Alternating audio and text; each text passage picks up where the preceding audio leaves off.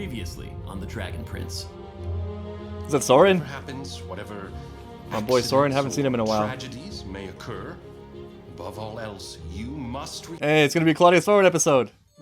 Chapter 7, Fire and Fury. Nice. So we had that awesome flashback episode. Now I'm guessing we're gonna go back to the journey, and I'm guessing Soren and Claudia will be in it. When you do cool moon powers, you're connecting to the moon, right? What does that feel like? I just stand in the light of the full moon, and then there's a feeling like, shwa-wa-wa-wa, Have we ever seen her do magic? ting, and then psha, moon shadow powers.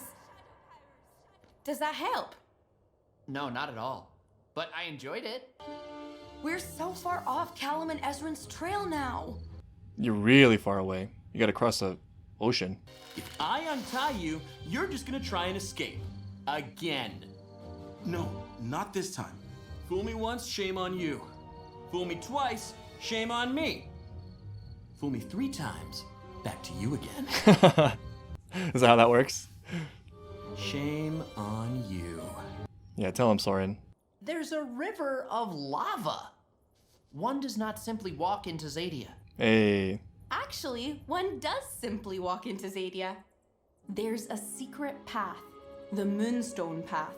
It'll be safe and easy, even for you, magic or no magic. I'm skeptical that this is gonna be easy. Excuse me, we're looking for a town jail. We've got a horrible traitor to lock up for traitorous words and deeds, standard traitor stuff.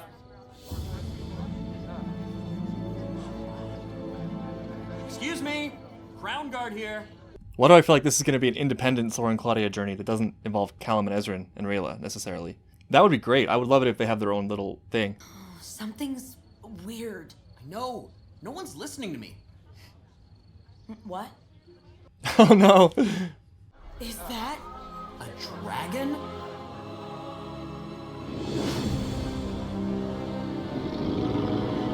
Nice. Not as cool as the King Dragon, but still pretty cool. What are those ballistas for? Well, it hasn't attacked us. So, it's the enemy. I'm taking command here. Wow. The dragon isn't attacking. It's just trying to intimidate us. Well then, I'll just have to show it the humans won't be intimidated. Yeah, this sounds like a great idea.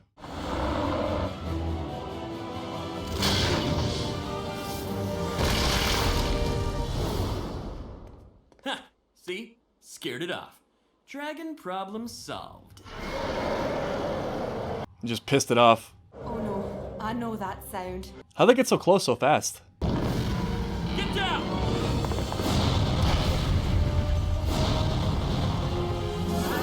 Thanks, Soren. They're really close, actually. Don't just stand there! Get on those ballistas! It's circling back.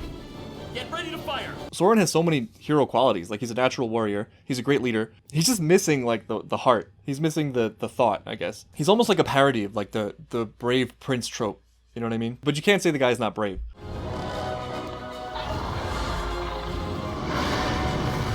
Fire! At least we're listening to him. Nice. Soren! Do it. What are you? These people Priorities need help. just changed. Yeah. Get as many as you can to Nice. safety. That makes me happy. I love to see heart from Soren. Don't get yourself killed. Cool. Funny how, like, a crazy situation will just totally make you reevaluate your priorities. It's hard to have grudges when you're about to be roasted by a giant red dragon. That's the premise of certain works. Watchmen comes to mind. It's like, create a larger enemy to unite people. And that's always a villainous plan because it's based on lies. But there's an idea that's sort of sick, but maybe has a little bit of truth to it, which is that the more prosperous people get, the better off people are, the more petty the squabbles become, if that makes sense. When we don't have, like, a larger looming threat, we'll, like, create smaller, pettier conflicts. That's a very cynical view. I don't totally feel that's the truth, but I think there's something in there that's true about that. The dragon thing is an example of this, right? Because who cares about petty squabbles with Corvus in light of this situation? Perspective is good. I think I really messed up this time, Claude. Wow. It's the eye of a griffin. With this, I can enchant a ballista bolt to never miss its target, no matter what. So, you just carry a griffin eyeball around with you? What else does she carry around? You're the best.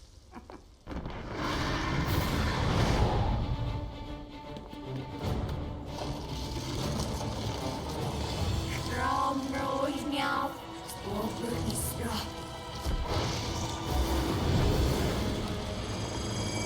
It's kind of hard to know who to root for, because I want Claudia and Soren to win, or stay alive at least. But, like, the dragon is not really an enemy. Oh, it's coming back.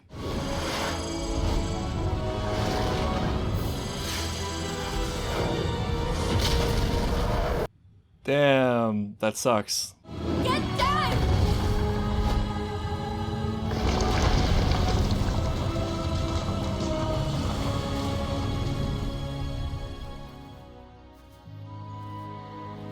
I love the amount of trust Callum and Rayla are placing in Ezran right now.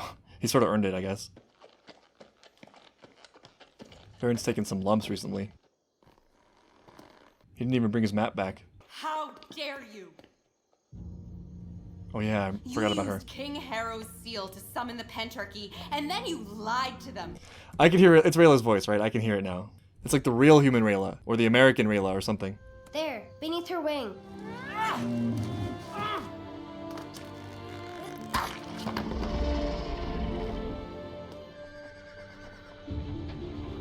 Oh, here they come. We can't fight them, Rayla. I can't just leave her. Callum's right. And we have to get back to Zim. We did what we could. I'm surprised to hear Ezran say that. I mean, wasn't this one of your life goals? Slaying a dragon? Yes? Huh, it's funny because I don't really care about it, but... I think it's dead, but we can't be too sure. That kick was so unnecessary. Zim, are you okay?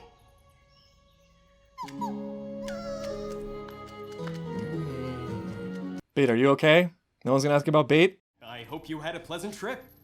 How can you possibly remain so cheerful? in Yeah. your- Why see myself as chained down when I can be chained up?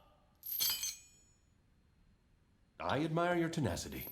This is going well. We don't have the Dragon Prince, but do you think if we brought this dragon home, Dad would... That's something, but it does weigh, I don't know, about 1 million tons? Feels like Claudia's trying to get out of this mission a little bit. Her heart's just not in it. I've been thinking about something someone once told me. About how when one person hurts another, then that person hurts them back. It becomes a cycle that never ends. Who told you that? You did. That's right. I can't do that. I can't do anything. It's okay, Callum. I'm not asking you to come with me. Protecting that dragon doesn't just feel like the right thing to do. It feels like the right thing for me to do. It's where I'm meant to be. Nice. And that's sort of what the captain was telling her in the last episode, right? Working on yourself and doing what you think is right, rather than worrying about the river flow. It's a special thing when you actually feel that, when you feel compelled by something. I feel a little bit bad for Callum that he feels so powerless. It's a relatable feeling. But I think it also is true what Rayla said, like, it's right for her specifically, because she's the one who's called to do it. There's something to that that's important, beyond just the situation itself. That's her gut telling her there's bigger stakes for her personally. Do it, Rayla. I'm going back down there. If I don't come back, you and Ezran can get Zim to Zadia. I believe in you. Wait, Rayla.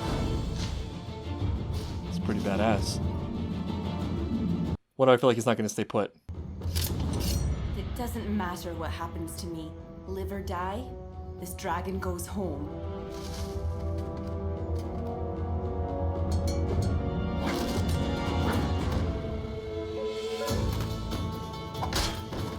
I see she's working hard not to kill anybody. Oops. A dead dragon and a dead elf all in one day. Everything's coming up Soren.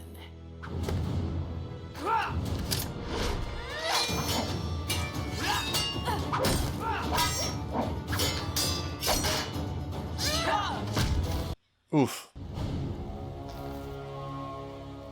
What are you doing? Stealing her magic? Your kind of magic. Damn, he just went to the dark side. Whoa! What the heck? He just opened a door. You freed a dead dragon.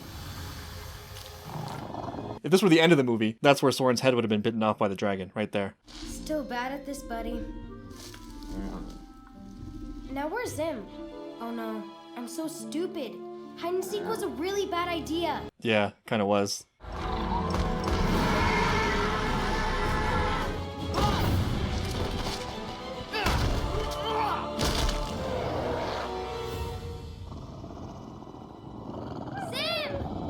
Does she recognize him? The little dragon's coming with me. Claudia!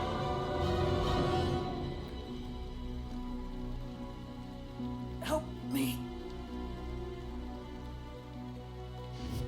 Soren. Awesome. I can't move, Claudia. I can't move. He's gonna be all right, right? I'm ready.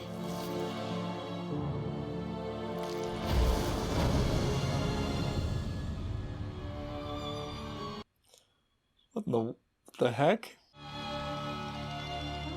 Is he gonna like?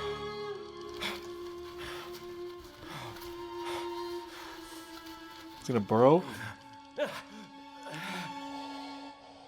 Oh. Yeah, so I guess that was supposed to be a big reveal, right? That it's a man, but I already knew. Oops. Recently I watched the anime Parasite. I thought that's where this was going. How may I serve you?